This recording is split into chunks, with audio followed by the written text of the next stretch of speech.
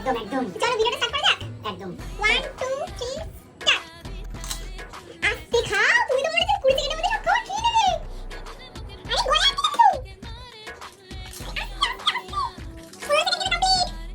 আরে গলা আটকে যাচ্ছে। আরে আমার জন্য রিকোয়েস্ট সব তুমি খেতে পারবে না। 1 2 স্টপ। এই স্টপ। তো গাইস এই দেখো তোমার দাদার অবস্থাটা দেখো কি হয়েছে, একবার দেখো। কি বলছো? 10টা ফুচকা 30 সেকেন্ডে অসম্ভব খাওয়া এটা।